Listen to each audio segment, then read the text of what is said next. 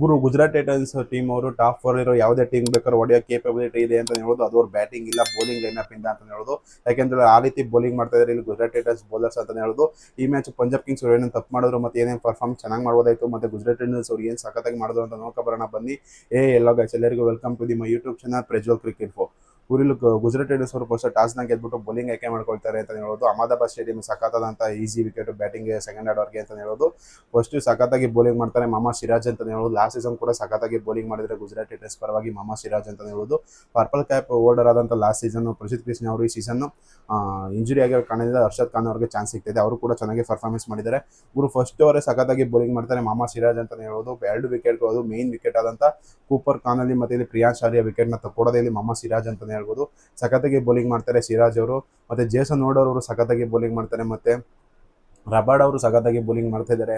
ಮತ್ತೆ ರಶೀದ್ ಖಾನ್ ಇದ್ದಾರೆ. ಮಾನವ್ ಸುತಾರ್ ಒಬ್ಬರೇ ಸ್ವಲ್ಪ ಎಕ್ಸ್ಪೆನ್ಸಿವ್ ಆದ್ರು ಅಂತ ಹೇಳೋದು. 1 ಓವರ್ ಅನ್ನು ಕೊಡ್ತಾರೆ ಶುಭ್ಮನ್ ಗಿಲ್ ಅವರು. 27 ರನ್ ಕನ್ಸಿಡರ್ ಮಾಡ್ತಾರೆ ಇಲ್ಲಿ. ಶ್ರೇಯಾಸ್ ಶೆಟ್ಗೆ ಅವರು ಸಖತ್ತಾಗಿ ಬ್ಯಾಟಿಂಗ್ ಆಡ್ತಾರೆ. ಅದಕ್ಕೋಸ್ಕರನೇ ಇಲ್ಲಿ ಸ್ವಲ್ಪ ರೀಚೇಬಲ್ ಟಾರ್ಗೆಟ್ ಎಲ್ಲ ಸ್ವಲ್ಪ ಗುಡ್ ಟಾರ್ಗೆಟ್ ಸಿಕ್ತು ಇಲ್ಲಿ ಪಂಜಾಬ್ ಕಿಂಗ್ಸ್ಗೆ ಸ್ವಲ್ಪ ಆಡ್ಸಕ್ಕೆ ಅಂತ ಹೇಳೋದು.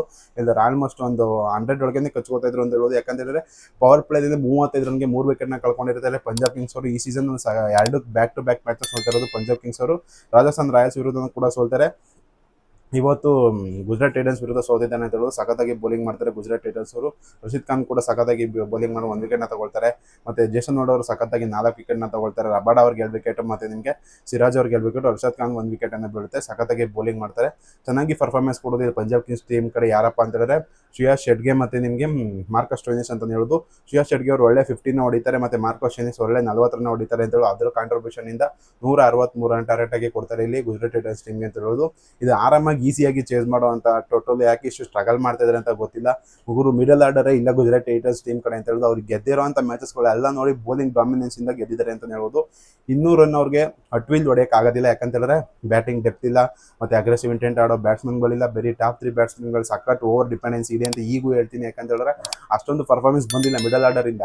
ಅಷ್ಟಕ್ಕೋಸ್ಕರ ಅವರು ಸ್ಲೋ ಆಡ್ತಾ ಇದ್ದಾರೆ ಟಾಪ್ ಆರ್ಡರ್ ಅಂತ ಹೇಳೋದು. ಸಾಯಿ ಸುದರ್ಶನ್ ಅವ್ರು ಸಖತ್ತಾಗಿ 15 ಹೊಡಿತಾರೆ. ಮತ್ತೆ ಜಾಸ್ ಬಟ್ಲರ್ ಸ್ವಲ್ಪ ಕಾಂಟ್ರಿಬ್ಯೂಟ್ ಮಾಡ್ತಾರೆ ಅಂತ ಹೇಳೋದು. ವಾಷಿಂಗ್ಟನ್ ಸುಂದರ್ ಇವತ್ತು ಗುಜರಾತ್ ಟೈಟನ್ಸ್ ಅವ್ರಿಗೆ ಸಖತ್ತಾಗಿ ಪರ್ಫಾರ್ಮೆನ್ಸ್ ಮಾಡಿದ್ದಾರೆ ಅಂತ ಹೇಳೋದು. ಜೇಸನ್ ಹೋಲ್ಡರ್ ಹೌದು 4 ವಿಕೆಟ್ನ ತೆಗೆದಿದ್ದಾರೆ.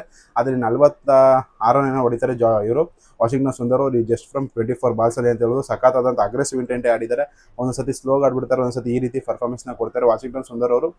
ಒಳ್ಳೆ ಬ್ಯಾಟ್ಸ್ಮನ್ ಆದರೆ ಟೆಸ್ಟಲ್ಲಿ ಸಖತ್ತಾಗಿ ಪ್ರೂವ್ ಮಾಡ್ಕೊಂಡಿದ್ದಾರೆ ವಾಷಿಂಗ್ಟನ್ ಸುಂದರ್ ಅವರು. ನಮ್ಮ ಮುಂಬೈ ಇಂಡಿಯನ್ಸ್ ಮೇಲೆ ಲಾಸ್ಟ್ ಸೀಸನ್ ಕ್ವಾಲಿಫೈರ್ ಸಖತ್ತಾಗಿ ಬ್ಯಾಟಿಂಗ್ ಆಡ್ತಾರೆ. ಬೂಮ್ರಾ ಅವರು ಸಖತ್ತಾಗಿ ಬೌಲಿಂಗ್ ಮಾಡಿ ಬೋಲ್ಡ್ ಮಾಡ್ತಾರೆ ಅಂತ ಹೇಳ್ಬೋದು.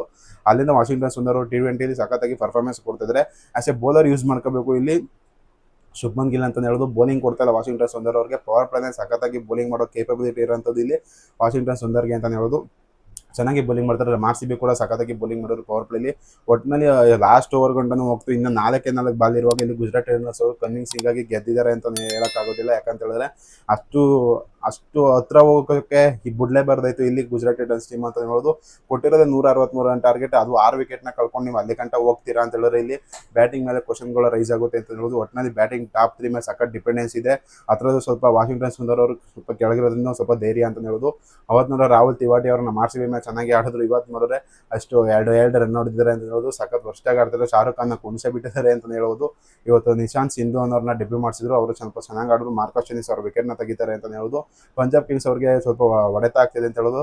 ಲಾಸ್ಟ್ 2 ಮ್ಯಾಚಲ್ಲಿ 2 ಕೂಡ ಸೋತಿದ್ದಾರೆ ಅಂತ ಹೇಳ್ಬೋದು. ಸಖತ್ತಾಗಿ ಬ್ಯಾಟಿಂಗ್ ಆಡ್ತಾ ಇದ್ದಾರೆ ಇಲ್ಲಿ ಯಾರಪ್ಪ ಗುಜರಾತ್ ಟೈಟನ್ಸ್ ಟೀಮ್ ಕಡೆಯಿಂದ ಸಾಯಿ ಸುದರ್ಶನ್ ಅಂತ ಹೇಳೋದು. ಸಾಯಿ ಸುದರ್ಶನ್ ಮತ್ತು ಜಾಸ್ ಬಟ್ಲರ್ ಅವರು ಸಖತ್ತಾಗಿ ಆಡಿ ಮ್ಯಾಚ್ನ ಫಿನಿಶ್ ಮಾಡ್ಕೊಂಡಿದ್ದಾರೆ. ವಾಷಿಂಗ್ಟನ್ ಸುಂದರ್ ಅಂತ ಹೇಳೋದು ಸಖತ್ತಾಗಿ ಬೌಲಿಂಗ್ ಮಾಡಿದ್ದಾರೆ. ಮಾಮಾ ಸಿರಾಜ್, ಜೇಸನ್ ಹೋಲ್ಡರ್, ರಬಾಡ ಅಂತ ಹೇಳ್ಬೋದು. ನಿಮ್ಗೆ ಅನಿಸ್ತು ಕಮೆಂಟ್ ಮಾಡಿ. ವಿಡಿಯೋ ಶೇರ್ ಲೈಕ್ ಮಾಡಿ, ಶೇರ್ ಮಾಡಿ, ಸಬ್ಸ್ಕ್ರೈಬ್ ಮಾಡಿ.